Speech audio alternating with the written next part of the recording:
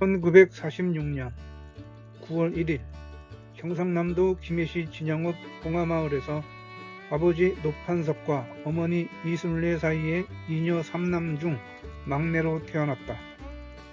아버지 노판석은 일제강점기 때 타이어 제조 관련 사업가였으나 사기로 재산을 잃었고 노무현이 태어난 때는 경제적으로 도움이 안 되어 어머니 이순례가 일을 하여 집안을 간수했다고 말한다. 1966년 21세 2월 부산상업고등학교를 졸업하다.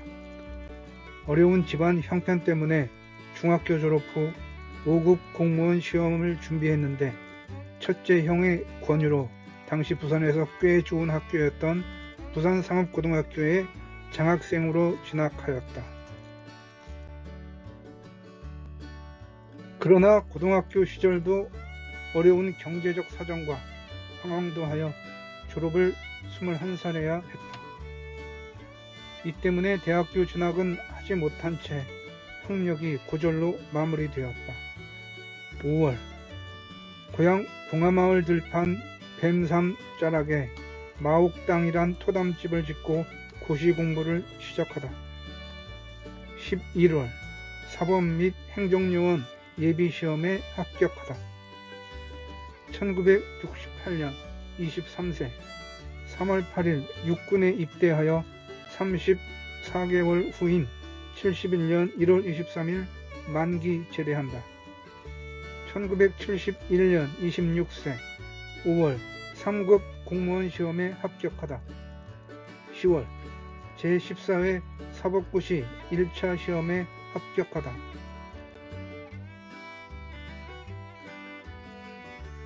1972년 27세 3월 제14회 사법고시 2차 시험에서 낙방하다. 9월 지역사찰 장유암에 들어가 고시 공부에 전념하다. 1973년 28세 1월 권영숙과 결혼하다. 1975년 30세 3월 제17회 사법고시에 합격하다. 이날 발표된 사시 2차 합격자 60명 중 유일한 고졸 출신이다.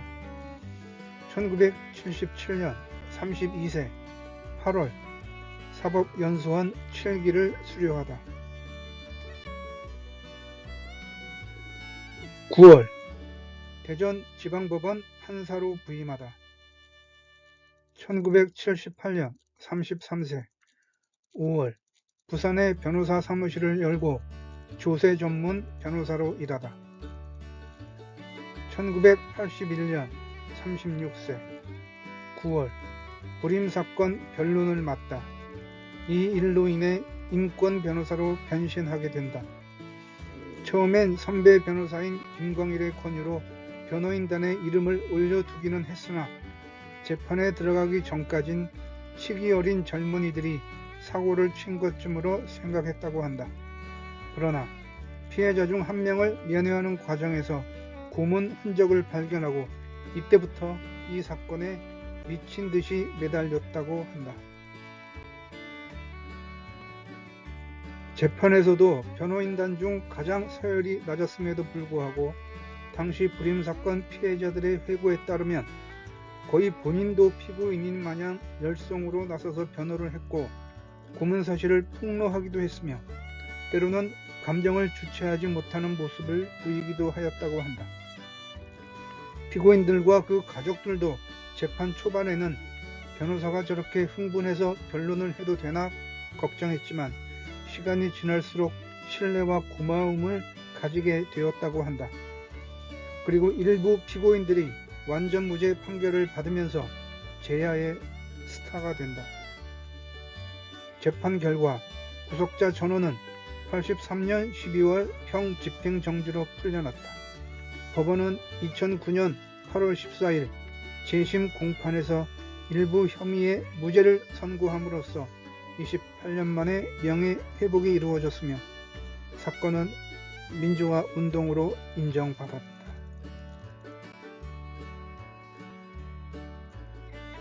1982년 37세 3월 부산 YMCA 시민중개실 무료 법률 상담을 시작하다. 5월 부산 미국문화원 방화 사건의 공동 변호인단으로 참여하다.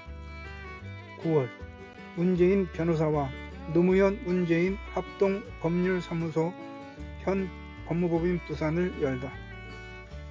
1986년 41세 5월 민주사회를 위한 변호사 모임이 모태가 된 정의실천 법조인회 창립에 참여하다. 1987년 42세 2월 부산지검이 고 박종철 부산추도회 관련 폭력행위 등 처벌에 관한 법률, 집회 및 시위에 관한 법률 위반 혐의로 청구한 구속영장이 4차례나 기각된다. 검찰이 형사소송법상 신병처리 시한인 48시간을 넘기면서까지 구속하려 하자 대한변호사협회와 부산지방변호사회가 검찰의 사법권 침해 및 인권유린에 항의하고 이 사건이 언론에 보도되면서 부산의 인권변호사 노무현의 이름이 전국에 알려지다.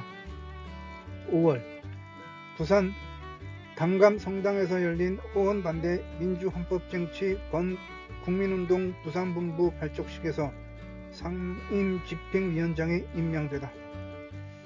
6월 29일 노태우 민주정의당 대표가 대통령 직선제 개헌 수용과 양심수 석방 등을 골자로 한 6.29 선언을 발표한 날 서울에서 열린 국번 전국 대표자 회의에 참석하다. 1988년 43세 3월 인권변호사 활동을 주목한 김영삼의 제의로 통일민주당에 입당하다. 4월 제13대 국회의원 선거에서 부산직갈시 동구에 출마해 당시 실세였던 민주정의당 허삼수 후보를 꺾고 당선된다. 이후 제5공화국 비리조사 특별위원회 위원으로 선정되었고 50 시절 억눌려 지내던 국민들의 응어리를 풀어주는 통쾌한 추궁으로 유명해지면서 일약 청문회 스타로 거듭나다. 1990년 45세 1월 22일 당시 집권 여당인 민주정의당과 야당인 통일민주당, 신민주공화당이 합당하여 거대 여당인 민주자유당이 탄생하다. 당시 초선 의원이었던 노무현은 3당 합당을 야합이라 비판하며 거부하고 정치 인생의 길을 열어주었던 김영삼의 곁을 떠나면서 명성이 널리 알려지게 된다. 그리고 통일민주당을 탈당하고 꼬마 민주당으로 입당하면서 대변인과 부총재를 지낸다. 1992년 47세 3월 제14대 국회의원 선거에서 민주당 소속으로 부산 동구에 출마했으나 낙선하다. 1995년 50세 6월 제1회 전국 동시지방선거에서 민주당 부산광역시장 후보로 출마했지만 낙선하다. 1996년 51세 4월 제15대 국회의원 선거에서 민주당 소속으로 서울 종로구에 출마했지만 3위로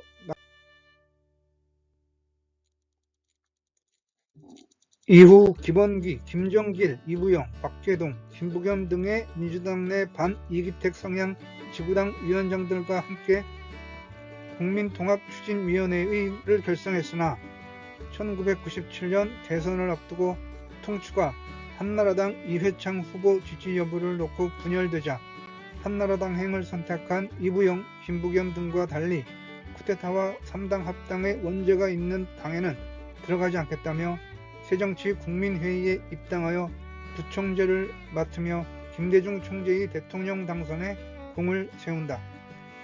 1998년 53세 7월 서울 종로구 보궐선거에 출마하여 국회의원에 당선되다. 2000년 55세 4월 16대 총선에서 다시 부산에 출마한다. 보좌관들과 가족까지 전부 반대했다. 그러나 노무현의 고집은 확고했다. 출마한 선거구는 북구 강서구 을이었는데 선거운동 초반에는 여론조사에서 앞서기도 했지만 결국 막판 한나라당 표심이 결집하며 허태열에게 밀려 35.2%의 득표율로 낙선한다. 하지만 지역주의를 깨기 위한 도전을 계속 이어갔던 이력이 언론을 통해 알려지게 되면서 오히려 주목을 받는 낙선제가 되었고 바로 이때부터 바보 노무현이라는 별명이 생겼다. 8월부터 해양수산부 장관을 8개월 동안 역임했다. 해양수산부 장관으로 재직하던 당시 직원들과 같이 이메일로 대화를 하고 수평적 토론 문화를 새로이 정립했고 다면 평가를 비롯한 인사평가 시스템을 도입하면서 공직사회에 새로운 활력을 불어넣으면서 공무원들에게도 좋은 평가를 받았다고 한다. 또한 탈권위주의를 중요하게 생각했던 특유의 성격답게 장관에게 주어지는 특별대접 같은 의전도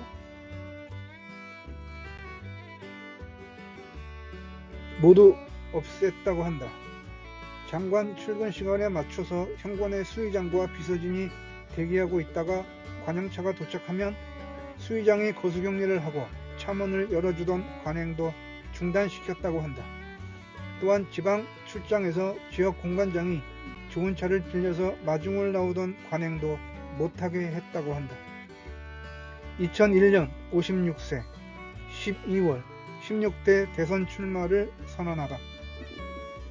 2002년 57세 4월 이때 당내의 다른 대권 주자에 비해 인지도가 낮아 지지율은 미미했다.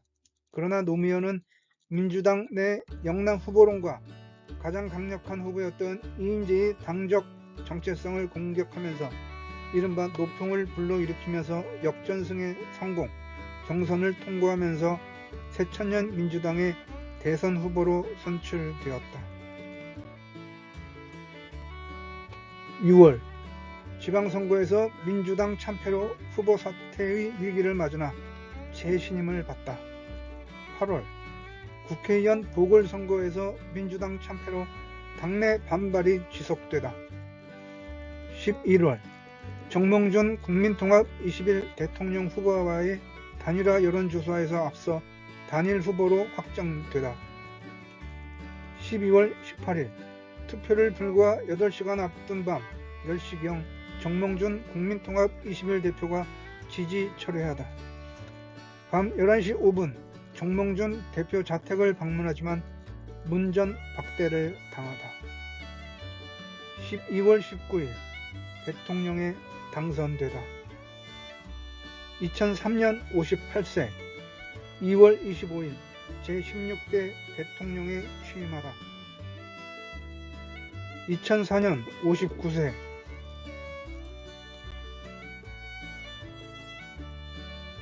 3월 12일 이날 국회에서는 대통령 탄핵소추안에 대한 표결을 강행하다. 대통령에 대한 탄핵소추안은 제적의원 271명 가운데 한나라당, 민주당, 자민련 소속의원 195명이 투표에 참여해 찬성 193표, 반대 2표로 가결되다. 4월 15일 17대 국회의원 선거에서 여당인 열린우리당이 152석 확보하다. 5월 14일 헌법재판소 대심 판정에서 열린 대통령 탄핵심판 사건 선고공판에서 헌법재판소는 대통령을 파면해달라는 국회의 청구를 기각하다. 이에 따라 대통령은 윤영철 헌법재판소장의 주문 선고 시점부터 권한 행사 정지 상태에서 벗어나 직무에 복귀하다. 2006년 61세 5월 31일 제4회 전국 동시 지방선거에서 집권여당 열린우리당은 참패를 당하다. 2007년 62세 10월 2차 남북정상회담이 열리다. 1차 회담과는 달리 2차 회담에서는 평양 개성 고속도로를 통한 육로 방문이 합의되었고 일정 첫날인 10월 2일 9시 5분 대한민국 대통령 노무현은 국가 원수로서는 최초로 도보로 군사분계선을 넘어갔다. 10월 4일 양측은 6.15 남북 공동선언에 기초해 남북의 평화와 번영을 목표로 한 2007 남북 정상선언문을 채택했다. 2008년 63세 2월 25일 대통령 직에서 퇴임하여 고향인 봉화마을로 귀향하다. 사람 사는 세상 사이트를 운영하며 봉화마을 명예촌장으로 재임하는 등 민중들과 교류를 추구하였다. 공장 폐수로 오염된 화포천 살리기, 친환경 농법인 오리농법 도입, 장군차를 재배하여 마을의 특산물로 만들기, 늘어나는 마을 방문객들을 위해 작은 도서관 및 동물원의 건립을 추진, 마을 앞에 생태공원 조성 등을 하였다. 전국에서 오는 관광객들과 소통하고자 일주일에 6일씩 만남의 시간을 정하여 관광객들과 격이 없는 대화의 시간을 갖기도 하였다.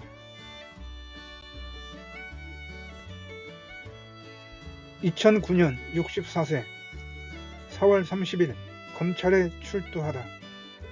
조사는 우병우 중수 1과장과 수사검사들이 번갈아 담당하다. 변호인으로 문재인 전 비서실장과 전해철 전 민정수석이 참여하다. 조사는 10시간 만인 11시 20분께 종료되다. 조사에서 기존 입장대로 혐의 대부분을 부인한 것으로 전해지다. 5월 23일 서거하다. 아침 6시 40분께 봉화마을 사저 뒤 봉화산 부엉이 바위에서 뛰어내리다. 경남 양산 부산대 병원으로 이송됐으나 회복하지 못한 채 오전 9시 30분 사망하다. 집을 나서기 전 집무실 컴퓨터에 써놓은 짧은 유서가 발견되다. 너무 많은 사람들에게 신세를 졌다. 나로 말미암아 여러 사람이 받은 고통이 너무 크다. 앞으로 받을 고통도 헤아릴 수가 없다. 여생도 남에게 짐이 될 일밖에 없다. 건강이 좋지 않아서 아무것도 할 수가 없다. 책을 읽을 수도 글을 쓸 수도 없다. 너무 슬퍼하지 마라.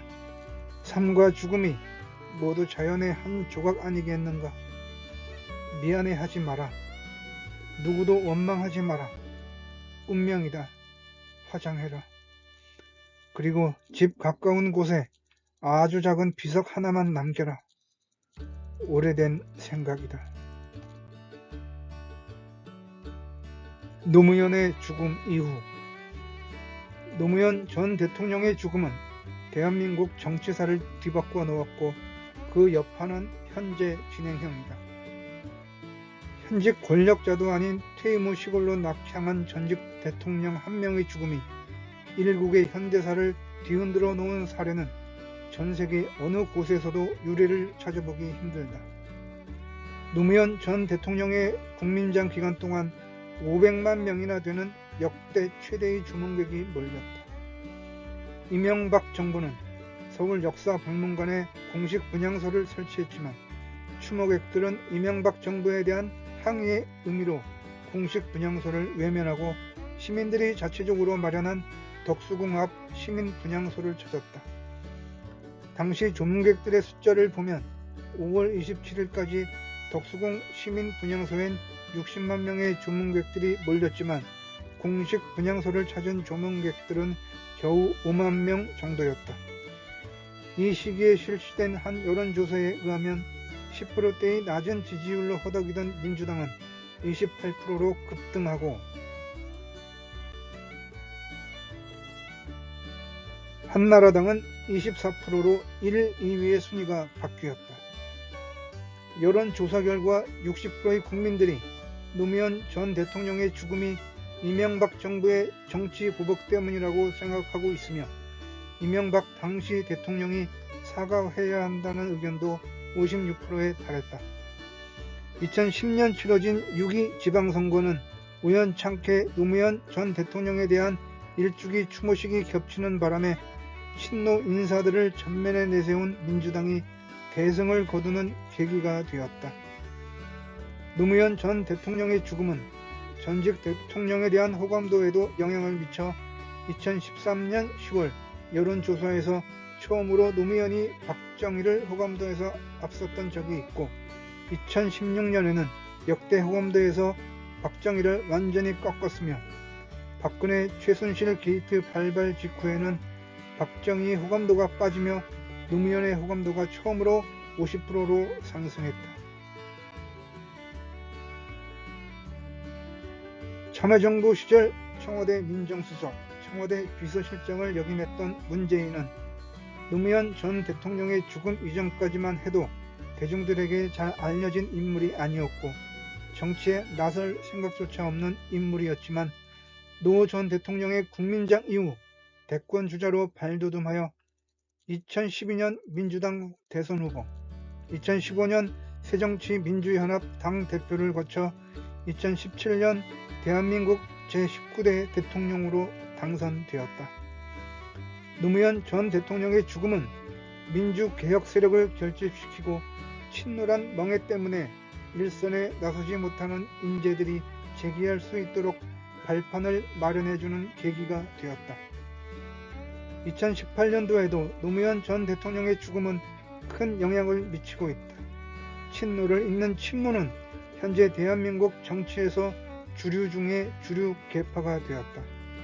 노무현 대통령이 귀향연설에서 극찬했던 친노 핵심 인사로 분류되는 유시민 또한 정계에서 은퇴했으나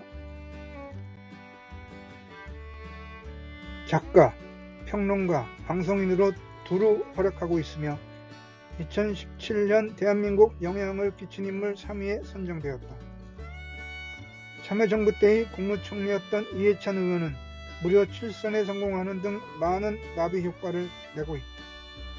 또한 현재 문재인 대통령 지지율이 높은 상태를 유지 중이고 더불어민주당 역시 40% 전후의 지지율을 유지 중인 상태도 노무현 전 대통령을 이은 정권이라는 명분이 어느 정도는 존재할 것이다.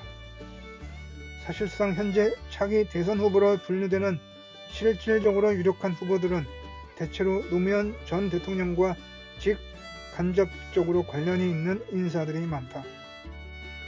게다가 아직까지도 노무현 전 대통령을 소재로 한 변호인 등의 작품이 화제가 되었다.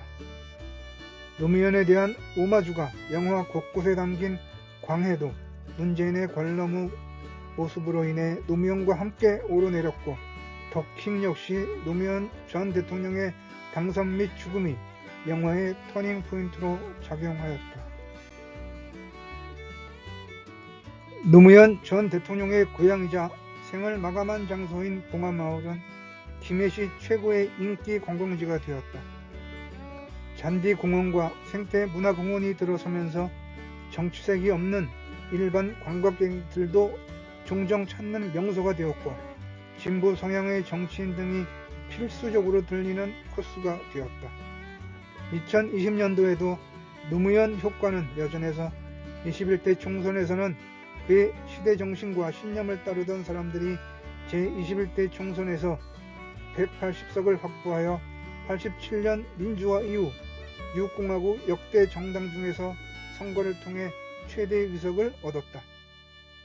비록 노무현은 비극적으로 죽었지만 그의 추종자들이 2021년 현재 대한민국 주류 정치 세력이 되었으니 역사의 아이러니라 하지 않을 수 없겠다.